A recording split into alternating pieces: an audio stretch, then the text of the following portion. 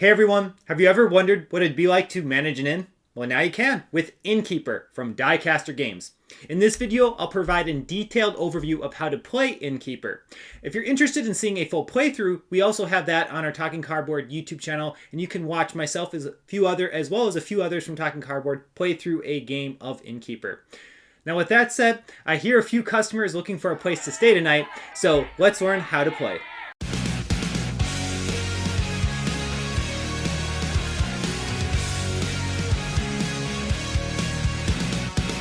Now before I describe how to play a game of Innkeeper, I first want to go over all the components that come in the box. First we have 4 Innkeeper stands, one for each player, which players hide their money behind during the course of the game. Then we have the rulebook. We have the lead proprietor wooden token here, as well as a 6-sided wooden die. Then we have the money used in the game in denominations of 1, 5s, and 10s. And then we have 4 different decks of cards. I'll explain what these do in more detail soon, but for now understand we have what's called the asset deck of cards here, used to improve the performance, or these cards are used to improve the performance of your inn, and you're bidding on these during the course of a game of Innkeeper. You have these treachery cards, which are cards that can be either used to improve the performance of your inn or harm the performance of your opponents. Next we have these what are called the customer cards, and these are the cards that you are trying to attract to your inn. And then we have what are called the debt cards, and during certain parts of the game, if you don't have enough money or capital to pay for something, you can instead draw debt cards to make up for that. We then have 4 reference cards that provide an overview of one round of Innkeeper, and then we have 7 proprietor cards, and each of these proprietor cards are asymmetric and describe not only then a unique proprietor, but also the name of the inn that proprietor is managing. And then each proprietor and inn come with their own uniquely backed deck of the bidding cards. However, each deck of these bidding cards is exactly the same. They're just the numbers from 0 through to 5, and these are the cards that you'll be using when bidding on the assets during the game. So those are all the components that come in the box of Innkeeper, and now let's learn how to actually play the game. Before showing the game setup, I want to go over the important aspects of the proprietor cards. Innkeeper comes with 7 asymmetric proprietor cards that represent both the inn you are managing as well as the proprietor that you are. The first part of the card to take note of are the starting characteristics, which include cuisine, entertainment, luxury, and service. The starting values of these are different for each inn, but can be modified throughout the course of a game of Innkeeper. In short, these characteristics are what you will use to attract customers to stay at your inn. The higher the value, the better. Next, you have the starting gold value for your inn, the debt limit your inn can handle, and finally, the income modifier, which is the amount of money you naturally earn each round. Finally, you have a unique ability for your inn that activates based on the description of the ability, and then also a top bidder ability that activates if you are the top bidder during the bidding phase of the round. Here we have a game of Innkeeper set up for 2 players. The goal of Innkeeper is simply to have the most gold after 4 rounds. Gold is typically earned by attracting customers to your inn, but can be earned through other means as well. Now there are 5 phases in each round: the refresh phase, asset phase, bidding phase, customer phase, and the deposit phase. In the middle, we have the general supply of money players can take from as needed. We then have the shuffle decks for the customer deck, the debt deck, the asset deck, and then the treachery cards. Each player has chosen their inn and proprietor. Over here, the player chose the Madam, who runs the Siren Song, and over here, the player has chosen Scrum and Finnegan, who manages the Shanty.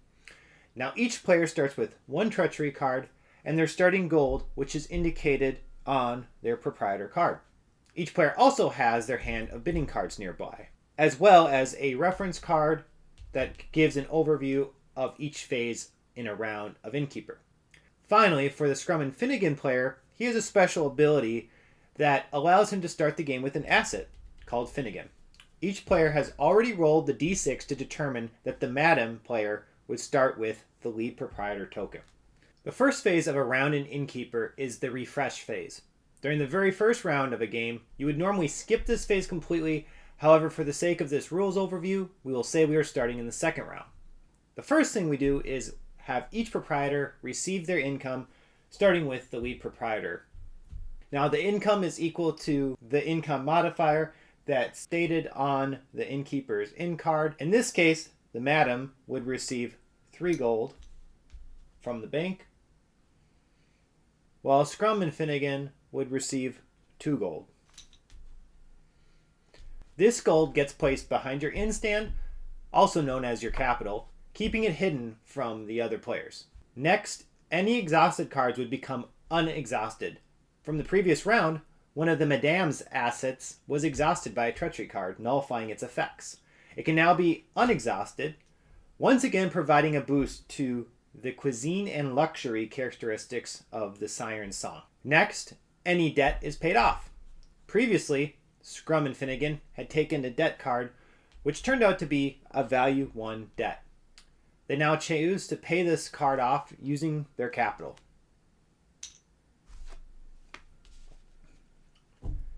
Each player now draws a treachery card.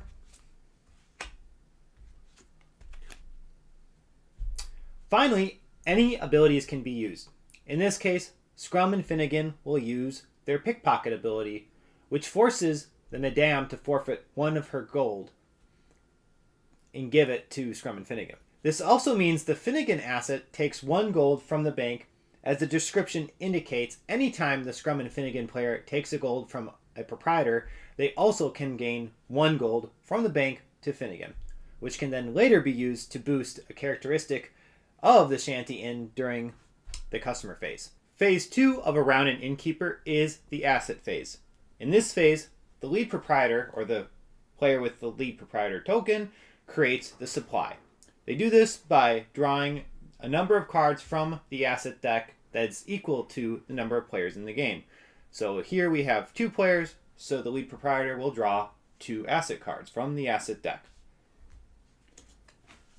This creates the supply that players will now bid on during the bidding phase. But before we do that, players now have the chance to sell any assets they currently own. To sell an asset, they simply return an asset and receive the value in gold indicated on the asset card. In the case of the Scrum and Finnegan player, their Finnegan asset actually has 0 value, so there's no reason to sell this asset. Whereas for the Siren Song, this player does have the 4-course meal asset card, which is worth 3 gold. However, for the time being, they want to hold on to this asset card and not sell it. We now are at phase 3, the bidding phase. During this phase, players will secretly bid on assets available in the supply.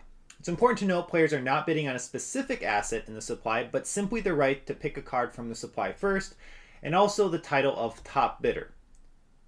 Each player secretly forms their bid by using their available bidding cards. The maximum amount a player can bid is equal to their current capital plus their available debt. So, in the case of Scrum and Finnegan, they currently have 8 capital as well as an available debt of 3. And that's determined by looking at their debt limit and subtracting any debt cards they currently have. So in the case of Scrum and Finnegan, they could bid a total of 11 because 8 capital as well as a debt limit of 3 with no debt cards. Each card in the supply, however, only has a gold value of 4, so bidding 11 would be rather aggressive. Each player can choose however many cards they want from their bidding deck to reach the amount they want to bid. So for example, Scrum and Finnegan wants to bid 5, and they could either choose their single 5 bid card to bid, or they could choose their 0, 2, and 3 card to make it look like they're bidding a lot. If there is a tie, players take back their bidding cards and bid again, keeping the tying bid amount as the starting point. Let's say both players have chosen the amount they want to bid and reveal their cards. In this case, the Madame bid 5 as well as Scrum and Finnegan. This is a tie, so each player will take their cards back and will have to bid again. Scrum and Finnegan decides they don't want to add any more money, so they secretly choose their 0 card, whereas the Madame player really wants to choose here, so they decide they will try to bid 1 more. Players reveal their new bid, and the Madame player wins this bid with a total of 6, because again, the starting bid for that second bid was 5, and the Madame added 1 more. Players now pay for their bids to the bank, so 6 gold from the capital of the Madame is put into the bank, And the Scrum and Finnegan player still bid 5 and has to put 5 into the bank. When the highest bidder is determined, that player becomes the top bidder and gets to resolve the following. First, they get to look at the top card of the customer deck and decide if they want to keep it at the top of the deck or place it at the bottom. The importance of this choice will be apparent in the next phase, the customer phase. For now, we'll just say the Madame player wants to put it at the bottom of the customer deck. Next, the Madame player gets to activate their top bidder ability, which is listed on their Proprietor card. The Siren Song top bidder ability is fairly straightforward, which gives the player 2 gold from the bank. So they'll take that now. Finally, the top bidder player chooses an asset card from the supply. The Madame likes the idea of increasing their income modifier, so they choose the coin counter asset. This allows the Madame player to increase their income modifier by 1, giving them 1 more gold coin during the gain income part of the refresh phase. This leaves the books asset available for Scrum and Finnegan to take, and it's important to note you can never have more than 4 assets, and also you must bid at least 2 gold to take an asset during the asset phase. With all the assets gone from the supply, the asset phase is over. The 4th phase is the customer phase. During this phase, players will hope to attract customers to their inn, which usually will also result in money being earned. First, 2 treachery cards are set aside and will be given to a player that does not end up collecting a customer in this phase. If both players do collect at least 1 customer, then these cards are simply discarded. Next, the lead proprietor will begin drawing the customers from the customer deck and places them face up on the table. In a 2-player game, just 3 customer cards will be drawn. These customers will be collected by the player with the inn that most strongly meets the criteria the customer is looking for. So in the case of the first customer drawn, which is the Ruffian, the characteristics they care about are entertainment and cuisine. Right now, the Siren Song has 4 entertainment and 2 cuisine. One cuisine from their Proprietor card, but then also 1 additional cuisine point from their 4-course meal asset. This totals 6. Meanwhile, the Shanty just has 2 entertainment and 2 cuisine for a total of just 4. So the Ruffian, although eyeing the Shanty, decides ultimately to stay at the Siren Song because its characteristics add up to a higher total. Once the customer card has been received, you immediately resolve the text listed on the card. In this case, the Madame player will receive 5 gold coin. But also, since the Ruffians are, well, a little rough, they force you to discard one of your assets. So the Siren Song player has to decide if they want to discard their 4-course meal or the coin counter, and at the end of the day, they don't feel very attached to their coin counter, so they choose to discard the coin counter. It's important to mention that the Scrum and Finnegan player could have chosen to boost one of their characteristics at the start of this phase by using their Finnegan asset, which works by exchanging coins that have been collected on the asset for a positive modifier to a characteristic of this player's choice. But for this example, we'll say the Scrum and Finnegan player decided to hold on to their coins they have collected on the card so far. This process of drawing a customer and awarding it to a proprietor would repeat 2 more times. If there ever was a tie, the proprietor with the highest value for the first characteristic listed on the customer card would win. So for example, with the Ruffian, the player with the highest entertainment characteristic would win this card if each player had the same total value. And if there still was a tie, then you would roll the d6. Once all customers have been awarded, you move on to the 5th phase, which is the deposit phase. Something that I forgot to point out during the customer phase was the ability that the Siren Song has, which allows them to gain +1 gold for every customer they receive during the customer phase. So not only did the Madame and the Siren Song get 5 gold from as indicated on the Ruffian card itself, they also were to receive 1 additional gold from the bank because of the ability they have, which gets them that +1 gold. And this is a great example of how the various abilities of the different proprietors can help you win the game of Innkeeper. The 5th phase is the deposit phase and is pretty straightforward. Starting with the lead proprietor, each player can decide how much gold, if any, they want to lock away in their vault. For every 5 gold placed in your vault, you get to permanently increase your income modifier by 1, allowing you to increase the amount of income you will receive during the gain income step of the refresh phase. In our game, we will have the Madame player decide to place 5 gold in her vault, which is represented by the area in front of her Innkeeper stand. This will then increase her income modifier from 3 to 4. It would have been 5 if she didn't have to discard her coin counter from earlier.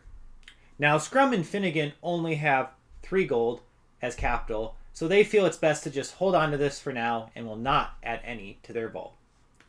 Finally, the lead proprietor token passes from the Madame to Scrum and Finnegan, and the next round would begin, starting with the refresh phase.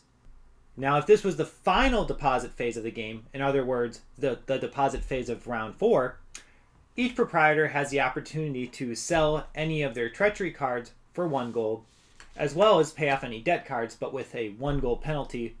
Then all players can move any remaining capital that they have into their vault, and then everyone would count their gold they now have in their vault, and the proprietor with the most gold wins. And if there's a tie, another round is played. And now you should have a good idea of how to play Innkeeper.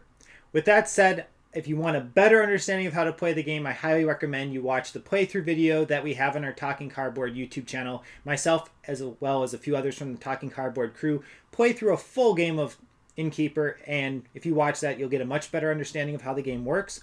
Also, I want to be clear, I did not cover every single aspect of Innkeeper in this video. For example, I didn't go into detail as to how the treachery cards work, and that's because every treachery card is so different from one another in terms of when you play them, what their effects are.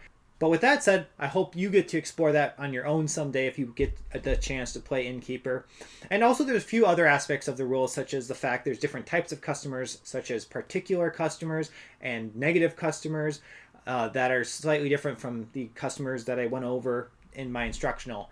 But with that said, this video I think still gives you a good overview of how to play the game. If you still have any questions about how the game works, don't hesitate to ask those questions in the comment section below for this video, and I hope to either know the answer myself or of course can get in contact with the designer of the game and get the answer for you that way. Please like and subscribe to Talking Cardboard if you haven't already. Big thank you to Diecaster Games for providing me a copy of Innkeeper so that I can review it as well as do this instructional video for all of you. And with that said, thank you so much for watching. Hope to see you all again soon.